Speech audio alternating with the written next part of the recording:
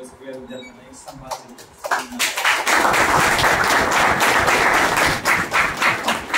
की भरपूर बोलेला सरांची धन्यवाद. मला काही सवय नाही समजून घ्या बरं चुकलं वगैरे. तर मी 17 डिसेंबरला मुख्य परीक्षा झाली. त्यानंतर परीक्षा झाल्यानंतर मला माहिती होतं स्किल टेस्टला सिलेक्शन होणार आहे. स्किल टेस्टला सिलेक्शन होणार आहे. स्किल टेस्ट टायपिंग रिलेटेड असतं.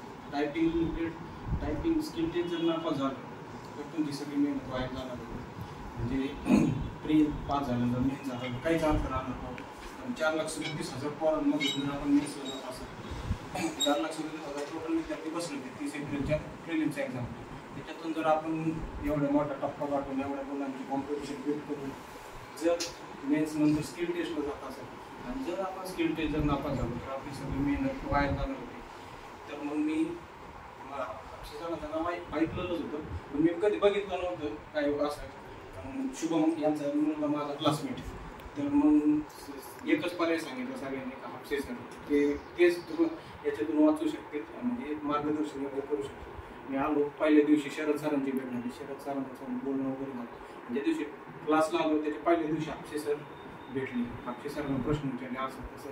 हापसे सर म्हणले फक्त तू मी सांगतो तसं कर प्रॅक्टिस कर बरोबर नाही झाला पास तर ते तुमचं माझा इतका चांगला अनुभव. तर मग केलं चालू. सर लिटरली खोटं सांगत नाही. सर वेळोवेळी फॉलोअप घ्यायचे काय कसं आहे किती स्पीड आला आहे कसा आला आहे आता ही इम्प्रूव्हमेंट कर अंक कसा ठेव काय ठेव इथपासून म्हणजे ते म्हणायचे जर तुला आत्ता सवय लागली असा अंक ठेवायची तर तू तशीच सवय राहील तुझी. तर इतकं बारीक लक्ष द्यायचे. मॅडम सुद्धा ते लेसन टाईप करून घेताना अक्षरशः हाताला धरून ते बोट ठेवायचे. कॉम्प्युटर एवढं कोणी करत नाही तेवढं सरांनी केलं आणि केलं. मग प्रॅक्टिस करत राहिलो. बरोबरीलाही विद्यार्थी असायची हर्षद वगैरे ते आणि हे लहान आहे माझ्यापेक्षा पण मी त्यांना विचार मी त्यांना कधी पण लहान असून सुद्धा मी त्यांना सगळं म्हणजे जास्त काही मी त्यांच्यापेक्षा लहान आहे असं मी विचारायचो कसं करायला पाहिजे. त्यांनी सुद्धा कधी माझी अशी कष्ट वगैरे केली नाही. त्यांनी पण एकदम व्यवस्थित सगळं सांगितलं. शरद सर वेळोवेळी होते. सर मॅडम नसताना शरद सर लक्ष द्यायचे. आणि मग 9 जुलै 2024ला स्किल टेस्ट होती. तर मग सगळी तयारी होती. आदल्या दिवशी शरद सरांना वगैरे फोन केला की म्हणजे जा काय टेन्शन मुंबई पवईला स्किल टेस्ट होती. गेलो. पहिल्यांदा डेमो पॅसेज असतो तिथं 2030 स्ट्रोक असते. 1987 स्ट्रोक बसले. म्हणलं काही करायला नको डेमो पॅसेज काही काउंट नाही काही करायला नको. त्या दिवशी त्याच्यानंतरचा जो मेन पॅसेज असतो त्याला डोकं ठिकाणावर ठेवलं आणि जे चालू केलं 8 मिनिटं आणि 35 सेकंदात पॅसेजचा मी हाताशी वर केले. ते एक जमिनर आले तिथं इन्व्हेस्टिगेटर काय झालं काय प्रॉब्लेम झाला मी म्हणे झालं असं पहिलं विद्यार्थी झालं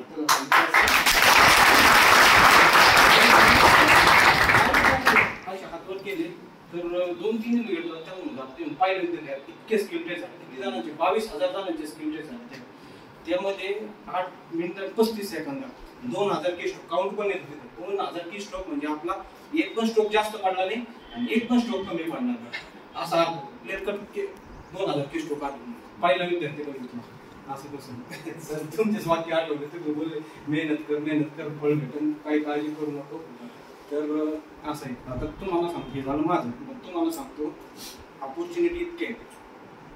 सगळ्यात जास्त ऑपॉर्च्युनिटी असते तर स्टेनोमध्ये असते. मला जर कधी स्टेनो माहिती असतं मला माहित नव्हतं स्टेनो जर मला माहिती असतं मी 2020-21ला सिलेक्शन झालं असतं. इतक्या जागा निघतात इतक्या सगळ्या क्लास 2 क्लास 1च्या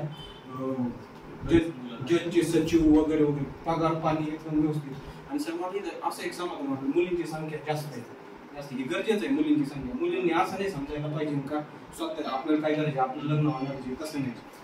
म्हणजे आयुष्यामध्ये आपलं संसार वगैरे करताना काय अडचण येऊ शकते आपण सांगू शकत नाही. म्हणून प्रत्येक मुलींनी मला तर वाटतं स्वतःच्या पायावर उभं राहिलं पाहिजे. मुलांनी तर राहिलंच पाहिजे मुलींनी पण राहिलं पाहिजे. मुलींनाच जास्त संधी मुलींनी पण आपल्या मैत्रिणी वगैरे ह्या आतापासून तयारीला लागला. आणि अपयश तर मी पण बघितलं भरपूर अपयश येतच असतं. आता 2023ची परीक्षा 2025ला रिझल्ट लागला. प्रोसेस बघा किती मोठी खचून गेलो होतो मी नाही गेलो.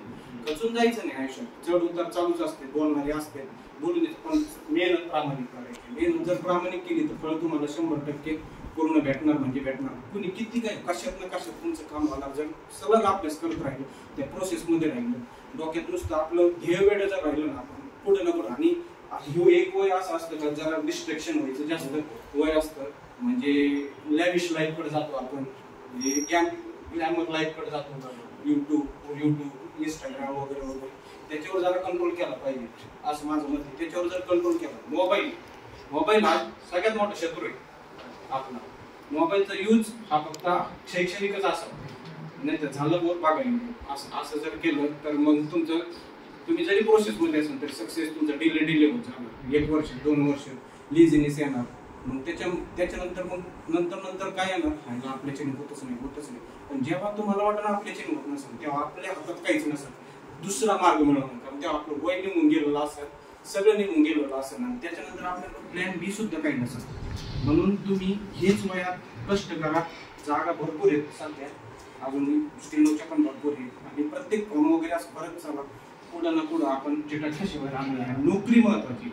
मी 11 फेब्रुवारीला रिझल्ट लागला. 11 फेब्रुवारीच्या आधीची लाईफ वेगळी आणि 11 फेब्रुवारी नंतरची लाईफ वेगळी. पूर्ण जमीन आसमानाचा फरक होतो.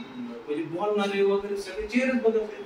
जे आपलं टोमने मारत होते सगळ्या गोष्टी त्यांची तेच पिढी घेऊन येतात घरी सत्कार एवढा बदल कसा झाला. रिझल्टची जॉब आहे. रिझल्ट अनुभवायची असेल तर तुम्हाला कष्ट करा आणि जर व्यवस्थित कष्ट केले. मला नाही वाटत सर 1-2 वर्षाच्या पुढे 1 ते 2 वर्षात सरने जे सांगितलं ना ते खरंच फॉलो करा. मी त्याचं जिवंत उदाहरण, सरने जे सांगितलं ते फॉलो केलं मी आणि जसेचं तसं म्हणजे त्याच्यापेक्षा जास्त मला म्हणजे फळ भेटलं. कारण 8 मिनिटं 35 सेकंद सर एवढ्या प्रेशर मध्ये पॅसेज होणं शक्य नाही. तुम्हाला प्रेशर म्हणजे असं प्रेशर याच्यातून जर आउट झालो तर आपण डायरेक्ट प्रोसेस मधून आउट आहे. डोक्यात ते विचार राहते एवढ्या प्रेशर मध्ये एवढा चांगला परफॉर्मन्स आणि एक पण शब्द न चुकला ते पण रिझल्ट आला. एक पण शब्द चुकला नाही म्हणजे स्पेलिंग मिस्टेक सुद्धा नाही. म्हणजे इतकं परफेक्ट करून घेतलं. म्हणजे सांगतो काय म्हणतो बोटापासून कशी पोझिशन ठेवायची काय ठेवायची माझी म्हणजे चुकवायची त्यांनी मग स्टार्टिंगला सुधरून घेतलं. तर इतकं सर आणि अजून एक सांगतो म्हणजे हे सांगायला नाही पाहिजे मी खरं सांगतो सरांनी कधीच माझे नाशिक तुझी फी राहिली काय राहिली कधीच नाही. निस्वार्थी सेवा करणारी सर म्हणजे